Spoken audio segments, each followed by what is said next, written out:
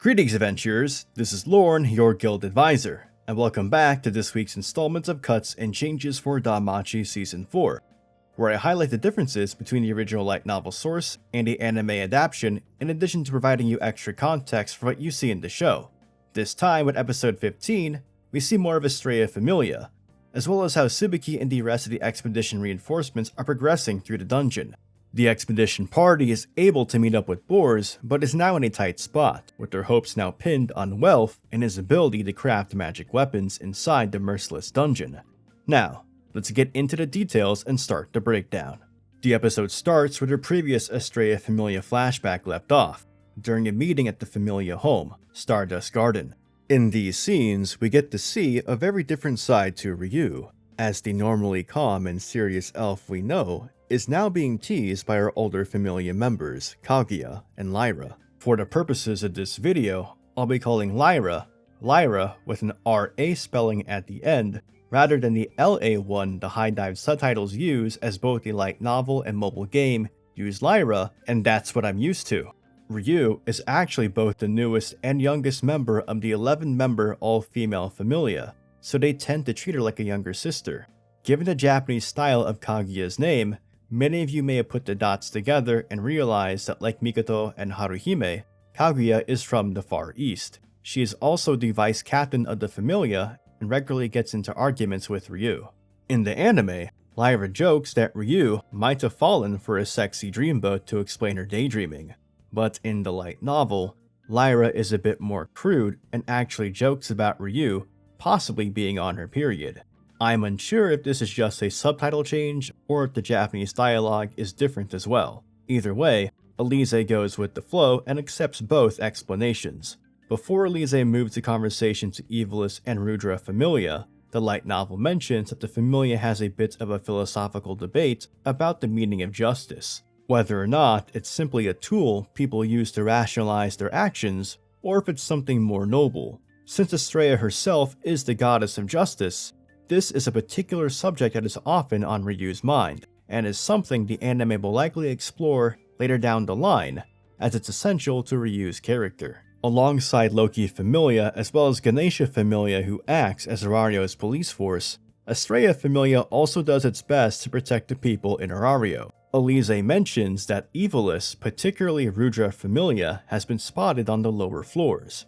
But Lyra points out the information could also be a trap, as the girls reference the nightmare on the 27th floor, which happened a year prior.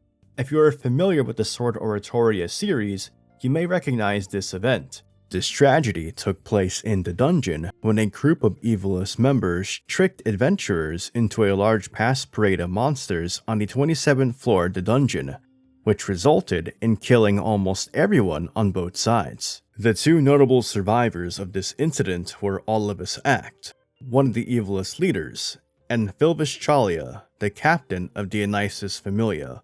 While Ryu realizes that she's reliving the day before Astrea Familia fell apart, the anime inserts a bit of an original line where Lyra mentions Braver, the pride and joy of prums like herself.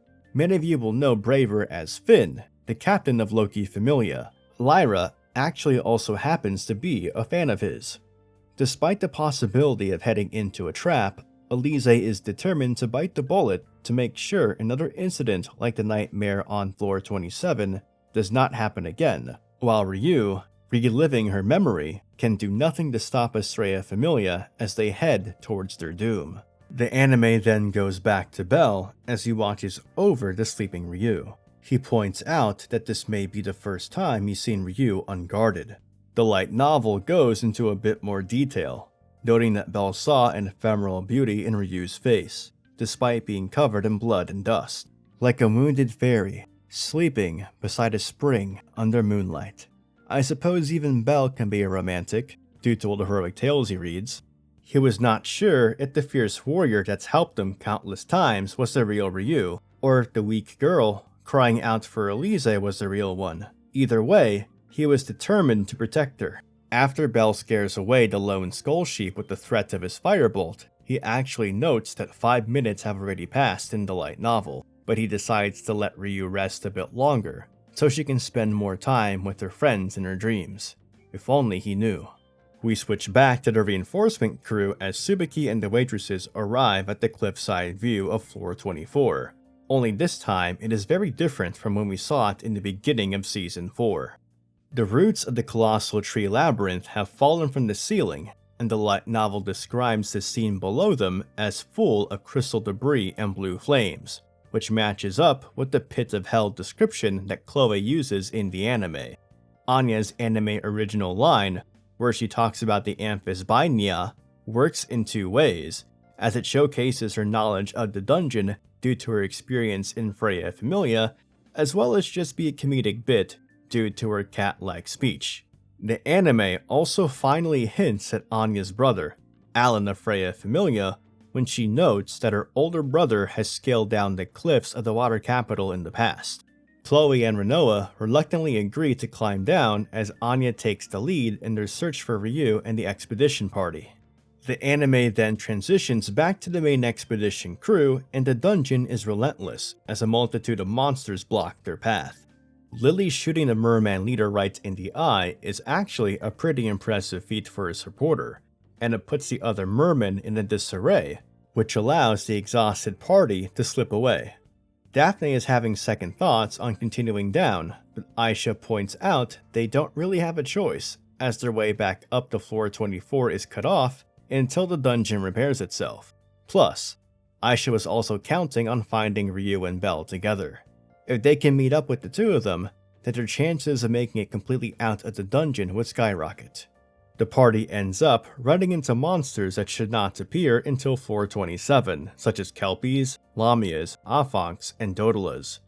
The light novel goes into a bit more detail and points out that these monsters were covered in red blood, humanoid flesh, hanging off their bodies.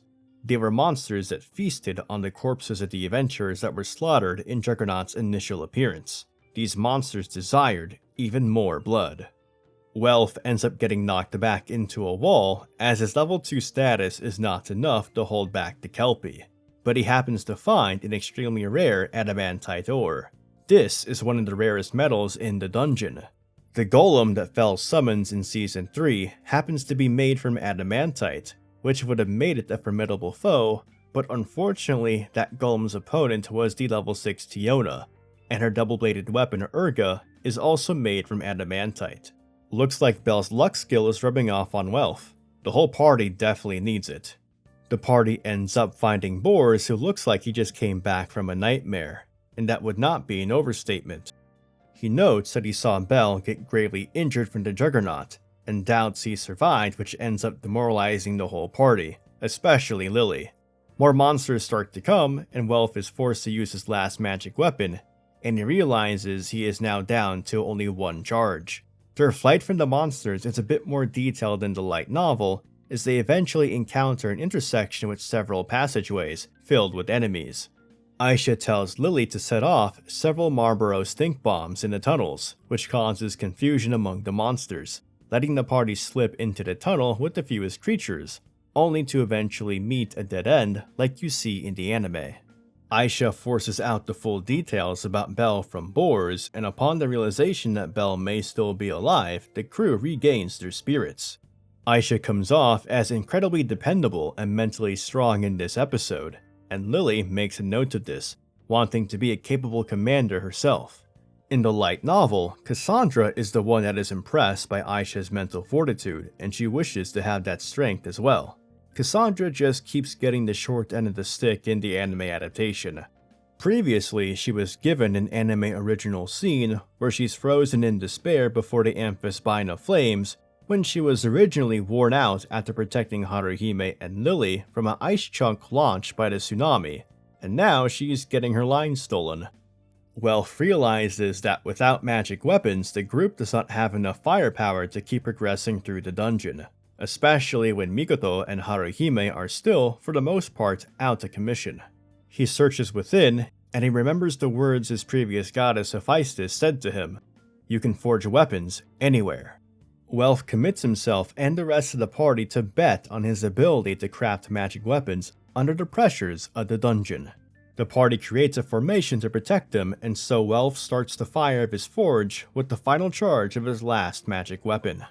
The anime has not yet mentioned this detail unless it plans to showcase it later, but Welf is also using the Amphisbaena drop item, specifically the liquid bile, which powered the monster's flames, as fuel for the forge, which causes it to burn much hotter than usual. Thus the episode ends with the party literally placing their fates in Welf's hands. Overall, this episode was a stellar adaptation of the events of the light novel, and I'm glad that the anime even made sure to specifically associate each member of Astrea Familia with a character design when Ryu was naming them off. The music used in this episode also stood out to me, as it accompanied a lot of the scenes incredibly well. It was also nice to see Anya mention her brother as well as showcase some of her dungeon knowledge, as many people aren't aware of that side to her. Speaking of her brother, once again we see more of Alan in this week's danmemo side story, as he and some other Freya Familia members have arrived at floor 18. Since this aspect of the story was not featured in the light novels, it's been really interesting seeing it unfold alongside the main story. As always, if you don't have access to the mobile game, I'll provide a link in the video description for your viewing pleasure. danmemo is also currently rerunning the Astrea Record event story, so if you're interested in seeing the characters of Astrea Familia fight against Evilus in a story that takes place 7 years before the present day, definitely go ahead and try the game on iOS or Android devices if you want to do more than just watch the story in video form. Or wait for the possibility of an English translation of the Astrea Record light novels which adapt the mobile game event into novel form. Anyway, that wraps up this week's cuts and changes, and I will see you next time for episode 16. Please remember to like the video, subscribe to the channel for more DanMachi content, and to follow me on my socials. This is Lorne, your guild advisor, signing out.